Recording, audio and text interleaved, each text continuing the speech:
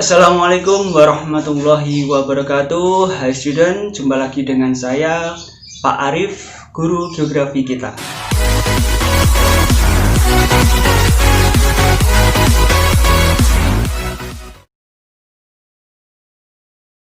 Pada kesempatan ini kita akan mempelajari tentang peta, khususnya dasar-dasar peta. Apa yang kita pelajari? Yang pertama adalah apa itu peta, bagaimana sejarah peta, apa fungsi peta, apa syarat-syarat peta, apa beda peta dengan atlas, globe, dan denah. Yang pertama adalah pengertian tentang peta.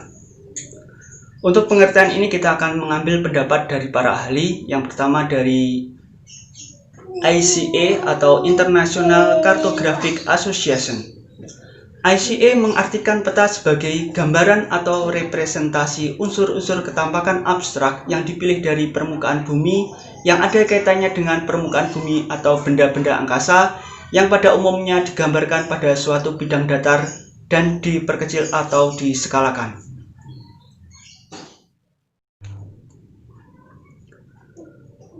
Pengertian peta berikutnya kita ambil dari Bako Surtanal, yaitu Badan Koordinasi Survei dan Pemetaan Nasional yang sekarang ini sudah menjadi Badan Informasi Geospasial. Menurut Bako Surtanal, peta merupakan wahana bagi penyimpanan dan penyajian data kondisi lingkungan, merupakan sumber informasi bagi para perencana dan pengambilan keputusan pada tahapan dan tingkatan pembangunan. Selanjutnya, kita ambil pengertian peta dari ahli geografi, yaitu Erwin Reis. Beliau mengemukakan bahwa peta adalah gambaran konvensional dari kenampakan muka bumi yang diperkecil seperti ketampakannya kalau dilihat vertikal dari atas, dibuat pada bidang datar dan ditambah tulisan-tulisan sebagai penjelas. Terakhir kita mengambil pengertian peta dari ahli geografi, yaitu Aryono Prohandito.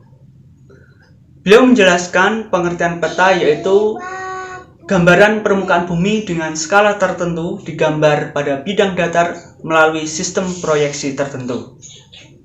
Nah, demikian tadi pengertian peta dari para ahli. Kalau kita simpulkan, kita ambil benang merah dari pengertian tadi adalah sebagai berikut. Peta merupakan gambaran konvensional permukaan bumi pada bidang datar dengan skala tertentu. Jadi dalam pengertian ini sudah mewakili semuanya bahwa peta itu adalah gambaran permukaan bumi pada bidang datar yang diskalakan dengan ukuran tertentu. Baik, student, kita lanjut ke pertanyaan yang kedua. Apa sejarah peta itu? Belum ada ketentuan yang pasti kapan peta itu pertama kali dibuat. Tapi para ahli memiliki pendapat berdasarkan hasil penemuan-penemuan, yaitu sebagai berikut. Pada tahun 6000 sebelum Masehi, terdapat lukisan dinding di Ankara, Turki yang diyakini sebagai peta tertua di dunia. Perkembangan selanjutnya, pada tahun 2500 sebelum Masehi, terdapat peta yang digoreskan pada tablet tanah liat yang dibakar. Peta tersebut digali dari reruntuhan Gazur di Irak. Selanjutnya, pada tahun 6 sebelum Masehi, peta dunia pertama kali dibuat oleh orang Babilonia, Irak. Berikutnya, pada tahun 2 sebelum Masehi, ahli geografi Yunani yaitu Eratosthenes yang dikenal sebagai bapak ilmu geografi telah membangun dasar-dasar perpetaan modern. Berikutnya pada abad kedua yaitu tahun 200-an, Claudius Ptolemeus merancang peta dunianya sendiri dan pertama kali beliau menyusun atlas. Selanjutnya pada abad ke-12, seorang muslim yang bernama Al-Idrisi, lengkapnya Syarif Al-Idrisi, beliau membuat peta dunia dalam bentuk globe. Jadi beliaulah Al-Idrisi inilah yang pertama kali membuat globe. Pertanyaan berikutnya adalah, apa sebenarnya fungsi peta itu? Baik, dari berbagai pendapat para ahli dan berbagai pengalaman, kita menyimpulkan 6 fungsi dari peta itu, yaitu yang pertama, menunjukkan posisi atau lokasi suatu tempat di permukaan bumi. Yang kedua, memperlihatkan ukuran, luas, jarak, dan arah suatu tempat di permukaan bumi.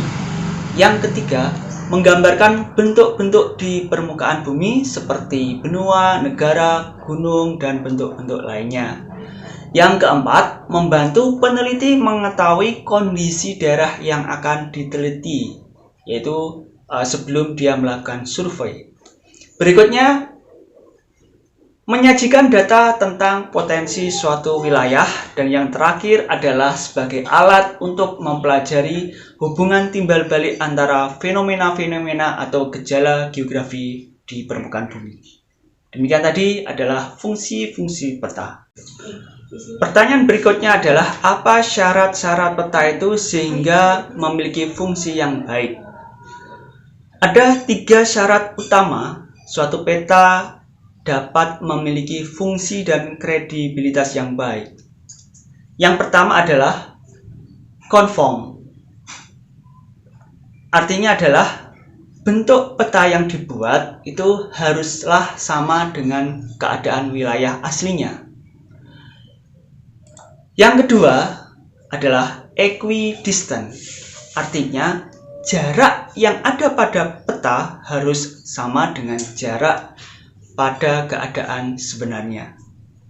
Dan yang ketiga adalah equivalent, artinya luas pada peta itu sama dengan luas pada keadaan sebenarnya.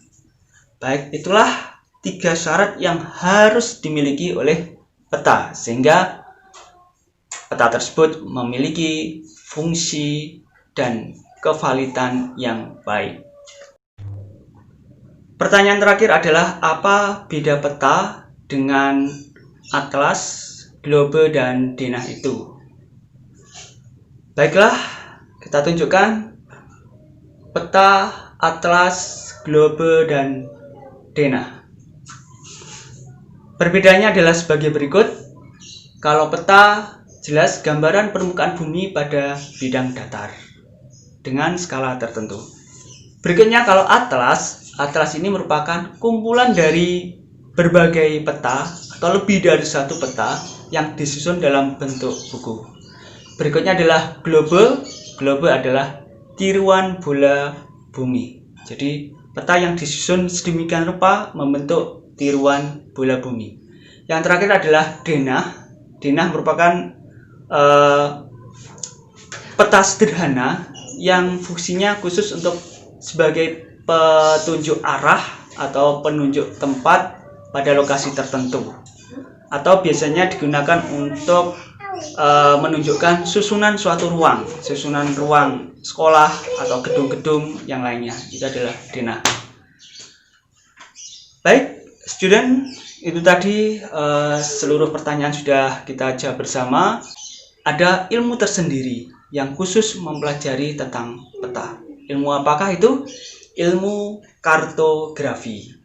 Saya ulangi, ilmu yang mempelajari tentang peta adalah ilmu kartografi. Sedangkan orang yang ahli dalam pembuatan peta disebut kartografer. Baik, student, demikian tadi pembelajaran kita tentang peta atau dasar-dasar peta. Sampai jumpa di materi berikutnya. Saya Pak Arif, guru geografi kita. Assalamualaikum warahmatullahi wabarakatuh.